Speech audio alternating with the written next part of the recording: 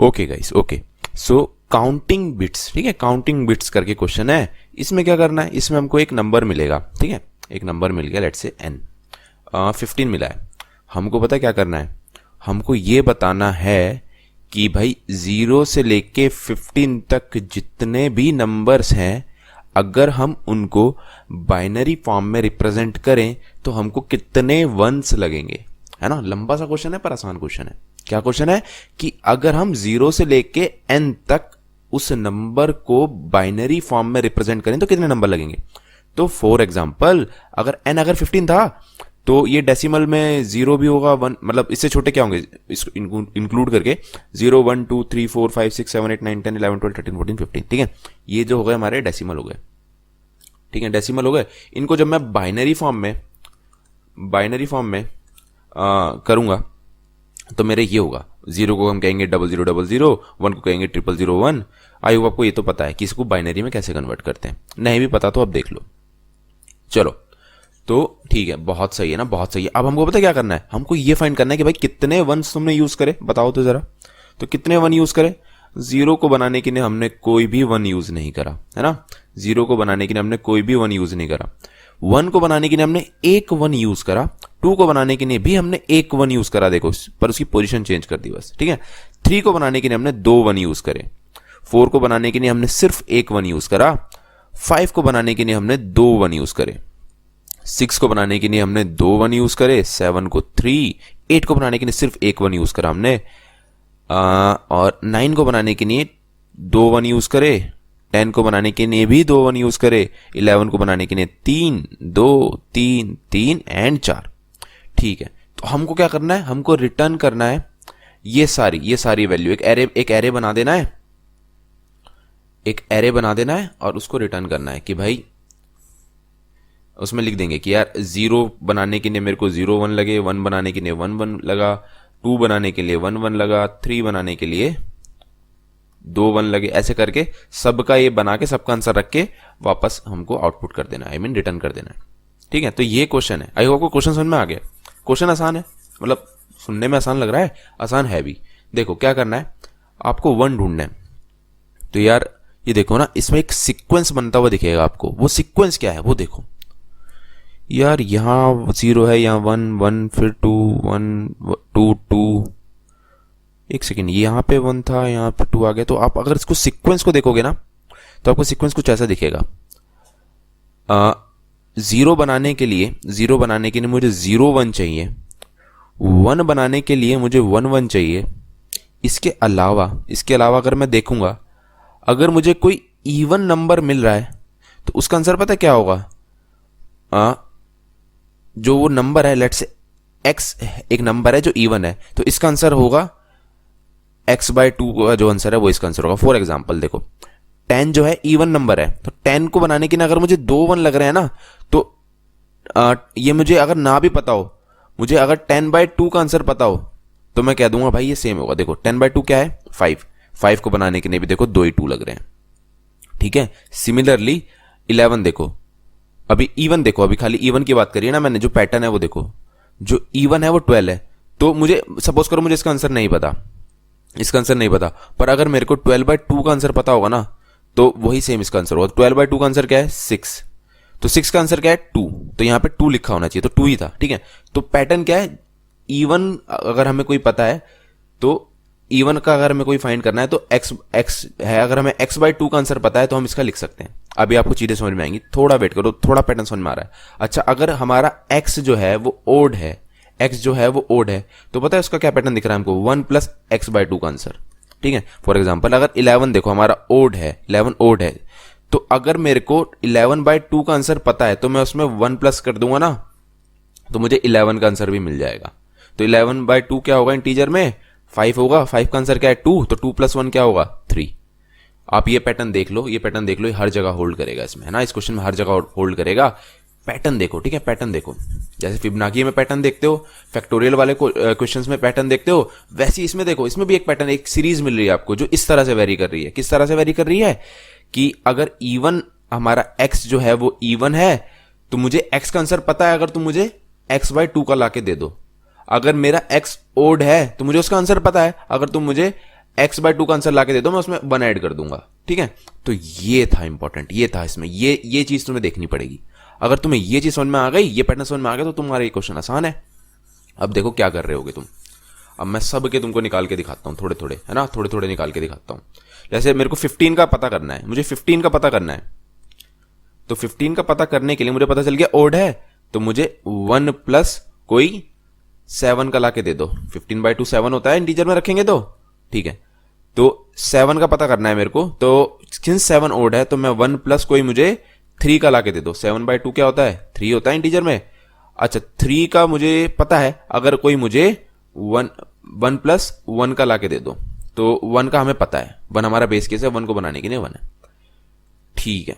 तो ये रिटर्न कर जाएगा, ये रिटर्न कर जाएगा, 1 का हमें पता है क्या होता है 1 का 1, तो ये रिटर्न कर जाएगा 2, क्योंकि इसका 1 प्लस 1 2, ये रिटर्न कर जाएगा 3, ये रिटर्न कर जाएगा 4, और इसके पास वजह बदल गया, भाई तेरे को 4 4 चाहिए बनाने के लिए। चलो चीजें समझ में आ गई आपको, मस्त है ना, मस्त करके चीजें समझ में आ गई। यही करना है सबके अपने अपने, ये देखो डिसीजन ट्री है एक तरह से, है ना, रिकर्सिव ट्री समझ लो। आपको 6 का 15 का आंसर चाहिए तो ये लाके दो, ये लाके दो, ऐसी आप सबके बनाओगे। 14 का बनाओगे ऐसी, 14 के लिए आप क्या करोगे, 7 का कोई लाके दे दो, 3 का कोई लाके दे दो, 1 का कोई लाके दे दो, फिर इसका कुछ आंसर आएगा 3 आएगा, वो आप अपने पास रख लोगे, है ना। ऐसे कर करके सबके ट्री बनाओगे, सबके ट्रीज बनाओगे रिकर्सिव, सबको रिकर्जन से फाइंड करोगे और आंसर अपने पास अप्रोप्रिएट इंडेक्स पे रख लोगे, ठीक है। चलो आई होप आपको रिकर्सिव अप्रोच की समझ में आ गई।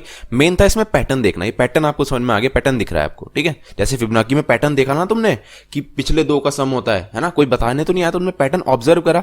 ऐसी इस टाइप के क्वेश्चन में आपको पैटर्न ऑब्जर्व करना पड़ता है। फैक्टोरियल वाले क्वेश्चन जो सिंपल से होते हैं उसमें आपको ऑब्जर्व करना पड़ता है, ठीक है। तो हमने इसमें भी ऑब्जर्व कर लिया ये पैटर्न सिंपल सा, ठीक है। चलो अब इसका कोड देख लेते हैं रिकर्सिव, आपको और अच्छे से आ जाएगा ये समझ में। चलो ओके तो मैंने फॉन्ट साइज का बढ़ा दिया है। हमारे स्टूडेंट्स कह रहे थे कि आपका फॉन्ट साइज काफी कम है, मैं देखने में प्रॉब्लम होती है, तो मैंने इसका फॉन्ट साइज थोड़ा इंक्रीज कर दिया है। Okay fine. तो क्या क्या क्या देखो, ये फंक्शन है, इसमें हमें एक वो पर्टिकुलर नंबर मिलेगा, एक हम आंसर टाइप का एक एरे बना लेंगे क्योंकि हमें रिटर्न करना है, ठीक है। सो लेट से हमारा n जो है वो 4 है, तो हमको क्या रिटर्न करना है कि भाई तू 0 बनाने के लिए कितने 1 लेगा, तू 1 बनाने के लिए कितने 1 लेगा, तू 2 बनाने के लिए कितने 1 लेगा, तू 3 बनाने के लिए कितने 1 लेगा, और तू 4 बनाने के लिए भी कितने 1 लेगा, ये भी बता। तो इसलिए हम एक साइज एक्स्ट्रा बनाएंगे क्योंकि हमें 0 और मतलब ये सारे 0 को भी कवर करना पड़ेगा, ठीक है। तो इसलिए हमने एक साइज एक्स्ट्रा बनाया। उसके बाद हम फॉर लूप लगा देंगे। हम पूछेंगे हमारे रिकर्सिव फंक्शन से कि भाई मेरे को तू 0 बनाने के लिए भी बता दे कितने 1 लगेंगे, मेरे को तू 1 बनाने के लिए भी बता दे कितने 1 लगेंगे, मेरे को तू 2 बनाने के लिए भी बता दे कितने 1 लगेंगे, 3 के लिए भी बता दे, 4 के लिए भी बता दे। सबके पूछूंगा मैं और सबसे आंसर ला के ith इंडेक्स पे हमारे आंसर एरे में रखूंगा, ठीक है। तो रिकर्सिव फंक्शन कैसे काम कर रहा है हमारा, रिकर्सिव फंक्शन देखो बहुत आसान है। अगर ये हमारे बेस केस है, अगर हमारा नम 0 होता है या 1 होता है तो भाई 0 ही 1 लगेंगे, मतलब एक भी 1 नहीं लगेगा अगर 0 है, और अगर सिंगल 1 है तो 1 लगेगा। अगर इसके अलावा हमारा जो नंबर है वो इवन है तो भाई जो मेरे को है ना, मैं इसका आंसर तुम्हें बता दूंगा नम का, मुझे तुम नम बाय 2 का लाके दे दो, ठीक है। मैं तुम्हें बता दूंगा जो नम बाय 2 का आंसर है वो इसका है। एल्स वो ओड है, यहां पे तो इवन है, इवन नहीं होगा तो भैया ओड होगा। ओड के केस में क्या कर रहे हैं, 1 प्लस तो मुझे नम बाय 2 का लाके दे दो, वो इसका आंसर है, ठीक है। तो यही हम करे जा रहे हैं रिकर्सिव क्वेश्चन से, आई मीन फंक्शन में। और फाइनली हम हर इंडेक्स पे जाके उस पर्टिकुलर नंबर को बनाने के लिए कितने 1 चाहिए ये इस रिकर्सिव फंक्शन से पूछ लेंगे, ठीक है। और फिर उसको फाइनली इस एरे को कर देंगे रिटर्न, और यही था हमारा रिकर्सिव सॉल्यूशन इसका। चलो तो अब देखते हैं प्रॉब्लम क्या है इस रिकर्सिव सॉल्यूशन में, ठीक है। सबमिट हो जाएगा ये, पर ठीक है प्रॉब्लम देखते हैं, इसमें कुछ है प्रॉब्लम। देखो क्या प्रॉब्लम है, यहां पे आ जाओ, ठीक है, यहां पे आ जाओ। इसको मैं रब कर देता हूं एक सेकेंड। ओके गाइस देखो, तुमको 15 का आंसर चाहिए था, 14 का चाहिए था, 13 12 सबका आंसर चाहिए था, है ना। 15 क्योंकि n आपको 15 गिवन था, तो आपको 15 का चाहिए था। आप रिकर्जन से पूछ रहे हो ये ऑड है, ठीक है। मैं 1 प्लस क्या कर दूंगा, मुझे 7 का आंसर लाके दे दो, ठीक है। उसके बाद देखो फिर आप कह रहे थे मुझे 1, क्योंकि 7 ओड है तो 1 प्लस मुझे 3 का आंसर लाके दे दो, क्योंकि 3 ओड है तो 1 प्लस मुझे 1 का आंसर लाके दे दो, और यहां से हमें कुछ आंसर मिल जाएगा अपना। अभी ये मत सोचो क्या मिलेगा, 1 मिलेगा ऑफकोर्स, 2 ये 2 रिटर्न करेगा 3, पर अभी ये मत सोचो। अभी सोचने वाली चीज मैं प्रॉब्लम दिखा रहा हूँ रिकर्सिव सोल्यूशन में। फॉर लूप लगा रखी है ना आपने, जब i इक्वल टू 15 होगा तो ये ट्री बन रहा होगा, ये रिकर्सिव कॉल्स हो रही होंगी। अच्छा अब मुझे ये बताओ जब 14 होगा तो क्या रिकर्सिव कॉल हो रही होंगी, तो तुम इसका आंसर पूछ रहे होगे तो क्या रिकर्सिव कॉल हो रही होंगी, है ना। इसका आंसर जब हम पूछ रहे होंगे तो रिकर्सिव कॉल हो रही होंगी ये, कि भाई मुझे कोई, क्योंकि ये इवन है तो मुझे सिर्फ 7 का बता दो, मुझे ऐड नहीं करना, पर मेरे को 7 के लिए कॉल तो करनी पड़ रही है ना। फिर मैं कहूंगा यार ऑड है तो मुझे 1+3 का बता दो, क्योंकि मुझे कॉल आई मीन 3 का बता दो मुझे। फिर उसके बाद 1+ ऑड है तो मुझे 1 का बता दो। अच्छा, सिमिलरली जब मैं 13 के लिए कॉल करूंगा तो ये ऑड है तो मुझे कोई 6 का आंसर बता दो। ऑड है तो मैं यहाँ 1+ कर देता हूँ। कोई मुझे, ये इवन आपकी बार, तो कोई मुझे 3 का आंसर बता दो, है ना। कोई मुझे 1 का आंसर बता दो क्योंकि ऑड है। अच्छा, 12 के लिए देखो, 12 के लिए भी कुछ ऐसे ही कर रहे हो कि कोई मुझे 6 का आंसर बता दो, कोई मुझे 3 का आंसर बता दो, कोई मुझे क्योंकि ऑड है तो 1+1 का आंसर बता दो। तो अब मेरी बात देखो, ऐसे तुम सबके लिए रिकर्सिवली पूछे जाओगे, है ना, सबके लिए अलग अलग ट्रीज बनेंगे ऐसे। अच्छा, तो मुझे एक बात बताओ यार कि अगर तुमने ये 7 वाले का आंसर एक जगह करके रख लिया होता तो तुम्हें क्या ये आगे सॉल्व करना पड़ता? तुम यहीं से रिटर्न मार जाते उसका आंसर। तुमने अगर ये 6 कहीं स्टोर करके रख लिया होता तो तुम्हें आगे सॉल्व करना पड़ता, तुम यहीं से रिटर्न मार जाते उसका आंसर, है ना। ऐसी करके तुम बहुत सारे रिकर्सिव कॉल्स बचा सकते हो अगर तुम इन क्वेश्चंस, क्योंकि देखो ये क्वेश्चंस बार बार पूछे जा रहे हैं तुमसे, 7 का बता दो, ये भी पूछ रहे 7 का बता दो, और भी आगे हो सकते हैं बहुत सारे पूछेंगे ऑफकोर्स, बहुत सारे 7 का बता दो मुझे आंसर, 6 का भी बार बार पूछेंगे कई लोग। तो यार इनको स्टोर करके एक जगह ही रख लो। तो जो हम ये आंसर एरे बना रहे थे, फाइनली रिटर्न कर रहे थे, जब इसको ऐसे ग्रो कर रहे होंगे डीपी में मतलब हमारा आंसर एरे, हम जब 0 का पूछेंगे तो यहाँ पे रख लेंगे 0, मतलब 0 और 1 का तो हमें पता है। उसके बाद 2 का जब पूछेंगे तो 2 का क्या है 1, ठीक है। 3 का क्या है, 3 का 2, देन 1, देन 2, देन उसके बाद क्या है 2। तो मतलब ये जब ये वाला जब जो 12 है, ये जब 6 के लिए कॉल लगाएगा ना तो उससे कहो भाई 6 के लिए कॉल मत लगा, हमने तो निकाल रखा है पहले से। तो ये मेमोराइजेशन की तरह कह लो, मेमोराइजेशन कर रहे हैं हम इसका, ठीक है। तो हमने इसका निकाल रखा है पहले से, तू और आगे कॉल मत लगा, यहीं से उठा लेना इसको, ठीक है, यहीं से उठा ले। जो तेरा आंसर है 12 वो यहीं पड़ा हुआ है। तो आई होप आपको समझ में आ रहा है कि क्या रिकर्सिव अप्रोच में प्रॉब्लम है, क्या रिकर्सिव अप्रोच में प्रॉब्लम।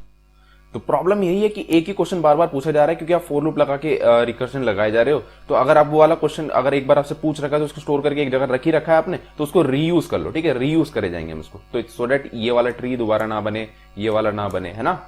चलो, तो अब हमें समझ में आ गया, हम इसको ऑप्टिमाइज करते हैं यूजिंग मेमोराइजेशन। तो मेमोराइजेशन करने के लिए हमें स्पेशल एक अलग से एरे बनाने की जरूरत नहीं है क्योंकि हमारे पास ये आंसर एरे ऑलरेडी है, आंसर एरे ऑलरेडी है। तो इसी को ही ऑप्टिमाइज कर देते हैं इस आंसर एरे से ही, ठीक है। तो ठीक है, तो मैं इधर ये आंसर एरे पास कर देता हूं। यहां पे तो मैं ऐसे कहूंगा भाई ये मेमोरेशन वाला एरे, कुछ भी कह लो वैसे, तो ये मेमो कहता हूं मैं इसको, मेमोरेशन वाला एरे, ठीक है। तो अब मैं इससे क्या बोलूंगा कि भाई अगर मेमो ऑफ नम का आंसर तेरे पास पहले से पड़ा हुआ है, डेट मीन्स तू 0 नहीं है, तो भाई आगे सॉल्व मत करो, मैंने पहले सॉल्व कर रखा है, इसको रीयूज कर लो, ठीक है, इसको रीयूज कर लो। एल्स तुम क्या करो, नहीं तुम पहली बार आए हो इसमें तो कैलकुलेट करो, पर कैलकुलेट करने के बाद रिटर्न करने से पहले मुझे इसका ना आंसर स्टोर करने दो मेरे मेमोराइजेशन वाले एरे में, या आंसर एरे भी कह लो इस केस में। तो मैं नम में ये अपने पास स्टोर करके रख लूंगा, ठीक है। चलो ये ठीक है। एल्स यहां पे भी यही काम करेंगे, सेम टू सेम।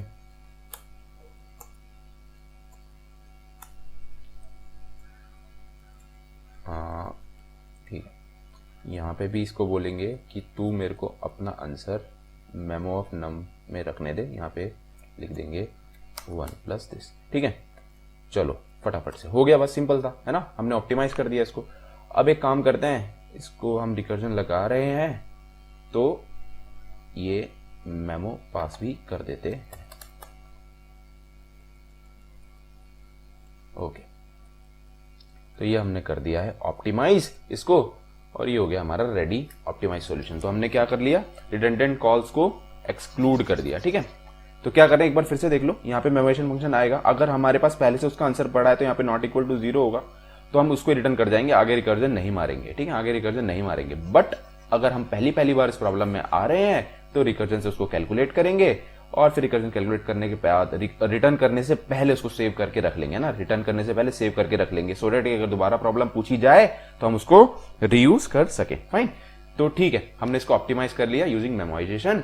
तो इस वीडियो में इतना ही गाइस, आई होप आपको समझ में आ गया होगा इसको हम कैसे अप्रोच करते हैं। स्टिल एक कंफ्यूजन शायद बच्चों के दिमाग में आए जो आती है कि भाई आपको कैसे पता कि ये पैटर्न बनेगा, आपको कैसे पता ये पैटर्न बनेगा, हमें तो तुम ये बताओ। अरे यार एक बात बताओ, आप जब फिबोनाची सीरीज बनाते हो तो आपको किसी ने बताया था कि यार वो दोनों उसका सम है? ये आपने ऑब्जर्व करा ना कि वो लास्ट की दोनों प्रॉब्लम्स का सम है। फिबोनाची ऑफ n जो है क्या है? Fibonacci of n-1 plus Fibonacci of n-2 का सम है। ये तुमने ऑब्जर्व करा ना खुद से कि इन दोनों का सम है। तो इसी तरह से इसमें जब तुम ये 1 कैलकुलेट करोगे ना, तो इसमें तुम्हें ये पैटर्न ऑब्जर्व करना पड़ेगा खुद से, है ना। बिट मैनिपुलेशन के कई सारे क्वेश्चंस में, इस टाइप के क्वेश्चंस में आपको ये पैटर्न ढूंढने पड़ते हैं। तो ये आपको पैटर्न खुद से ढूंढना है, ठीक है। सिमिलरली ऐसे फैक्टोरियल वाले जो क्वेश्चंस होते हैं रिकर्सिवली पूछे जाते हैं, तो ये पैटर्न्स आपको खुद ढूंढने पड़ते हैं। तो इसके लिए कंफ्यूज मत होना कि भाई मेरे को कुछ जादू से समझ में आ गया ये। तो ये पैटर्न आपको प्रैक्टिस के साथ खुद से क्लियर होते जाएंगी चीजें, ठीक है। तो अभी के लिए तो मैंने आपको पैटर्न बता दिया ये, पर पैटर्न आपको खुद से ही ढूंढने होते हैं ये सारे, फाइन। तो इस वीडियो में हमने क्या क्या देख लिया, क्या प्रॉब्लम है, उसका अप्रोच अच्छे से, recursive solution problem, recursive solution का कोड भी देख लिया, फिर उसको हमने ऑप्टिमाइज करा देखा मेमोराइजेशन से, और उसका कोड देख लिया, फाइन। तो इस वीडियो में इतना ही guys, thank you so much for